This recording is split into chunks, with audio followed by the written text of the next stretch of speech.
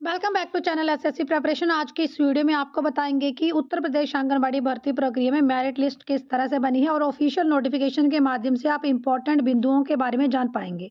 तो देखिए, जैसे फर्स्ट पॉइंट पे यहाँ पे मेंशन किया गया है कि आंगनबाड़ी कार्यकर्त्री के पद हेतु न्यूनतम शैक्षणिक योग्यता इंटरमीडिएट या उसके समकक्ष थी। यानी अगर आपने इंटरमीडिएट किया है, 12th पास किया है, तभी आप इन पदों के लिए आवेदन कर सकते थे। आवेदन करने के लिए आयु 18 से लेकर 35 वर्ष के बीच में निर्धारित की गई थी। यानी यहाँ पर कुछ एक अभ्यर्थी ओवर एज भी हो गए थे, तो उनके फॉर्म कैंसल हो गए थे, उनके डॉक्यूमेंट वेरिफिकेशन नहीं हुई थी। तो यहाँ पर बहुत सारे कारण रहे हैं कि अभ्यर्थियों का चयन क्यों नहीं हुआ है। इसके बाद आप लोग आगे देखें, उस अभ्यर्थी को यहाँ पर वरीयता दी गई है जिस आंगनवाड़ी केंद्र के लिए वैकेंसी आई है। अगर आपका घर भी उसी वार्ड में है तो यहाँ पर आपको नौकरी मिलने के पूरे चांस हैं। तो और अगर कोई विधवा है, तलाकशुदा है, परित्यक्ता है, तो उसे यहाँ पर ज़्यादा प्रेफ़रेंस दी जाएगी। तो यहाँ पर ये सब चीज़ें मेंशन की गई हैं। और आप लोग देखिए, जिस तरह से बीपीएल को बहुत प्रेफ़रेंस दी गई है। आपके 10th-12th में बहुत अच्छे मार्क्स थे, लेकिन आप बीपीएल में नहीं है तो आपका सिलेक्शन होगा ही नहीं। तो बीपीएल को यहाँ पर प्रेफ़रेंस फर्स्ट नंबर पे दी गई है। उसके बाद ये देखेंगे कि बीपीएल में कोई महिला विधवा है, बीपीएल की कोई महिला तलाकशुदा है या बीपीएल की कोई महिला परित्यक्ता है, फिर उसकी नौकरी दी जाएगी। और अगर बीपीएल श्रेणी से कोई विधवा नहीं है, तो ऐसे में एपीएल वालों को यहाँ पर प्रेफ़रेंस दी जाएगी। तो आप लोग कमेंट करके बताएँ कि आपका सिलेक्शन क्यों नहीं हो पाया होगा। तो देखिए, यहाँ पर बीपीएल, एपीएल का फंडा भी है। आपकी एज भी जो है वो 18 से लेकर 35 वर्ष के बीच में होनी चाहिए। आप लोग +2 पास होने चाहिए। और देखिए, छठे नंबर पर यहाँ पर मेंशन किया गया है कि जो आय प्रमाण पत्र है वो 6 माह से पूर्व का मान्य नहीं। जो आप लोगों ने वहाँ पे इनकम सर्टिफ़िकेट लगाया है, वो एक फ्रेश इनकम सर्टिफ़िकेट होना चाहिए। क्योंकि कई अभ्यर्थियों की डॉक्यूमेंट वेरिफ़िकेशन इसलिए नहीं हो पाई, क्योंकि उनकी एक तरह से जो रजिस्ट्रेशन थी, उसको ही रद्द मान लिया गया।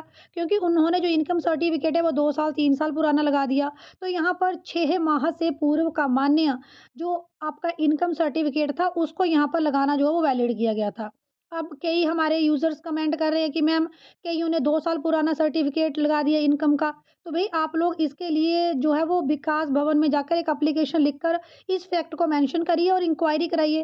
क्योंकि अगर आप लोग फैक्ट को मेंशन करेंगे, एप्लीकेशन लिखेंगे, इंक्वायरी कराएँगे, तभी तो वो फैक्ट सामने आ पाएगा ना। और अगर आपके साथ भर्ती प्रक्रिया में किसी तरह की कोई गड़बड़ी की गई है, तो फिर वो गड़बड़ी जो है उसको विभाग दूर करेगा और आपको वहाँ पे जॉब करने का मौका मिलेगा। मेरिट किस तरह से बनाई गई थी, उसके बारे में जो है वो बहुत इम्पोर्टेंट यहाँ पे 9वें नंबर के ऊपर आपको पॉइंट लिखा गया है। एक ही श्रेणी के एक से अधिक पात्र अभ्यर्थियों के उपलब्ध होने की दशा में सभी अभ्यर्थियों की मेरिट लिस्ट बनाई गई।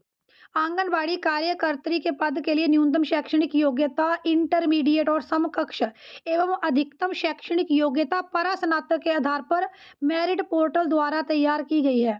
तो यहाँ पर ये मेंशन किया गया है कि जैसे मान लिया 2 अभ्यर्थी आ गए बीपीएल में। अब बीपीएल वालों का चयन होना है, तो 2-3 अभ्यर्थी बीपीएल के आगे, तो बीपीएल में किसको लेंगे? तो आप बीपीएल में आगे मेरिट बनाई गई। अब मेरिट में किस-किस के कहाँ-कहाँ के नंबर जोड़े जोड़े गए हैं, तो आप लोग देख लीजिए कौन-कौन से नंबर जोड़े गए हैं। तो इन्होंने लिखा है कि न्यूनतम शैक्षणिक योग्यता इंटरमीडिएट। तो इंटरमीडिएट के ही नंबर जोड़े गए हैं, बाकी नंबर नहीं जोड़े गए। इंटरमीडिएट या इसके समकक्ष आपने कोई और डिग्री की थी। और अधिकतम शैक्षणिक योग्यता परास्नातक, यानी यहाँ ग्रेजुएशन के नंबर भी जोड़े गए, पोस्ट ग्रेजुएशन के नंबर भी जोड़े गए, उसके बाद मेरिट यहाँ पे तैयार की गई है। तो आप लोग देख सकते हैं कि ये जनपद जालौन के लिए नोटिफ़िकेशन जो है वो जारी हुआ है। यहाँ पर फाइनल मेरिट लिस्ट जारी कर दी गई है और यहाँ पर चयनित अभ्यर्थियों की सूची जो है वो दे दी गई है।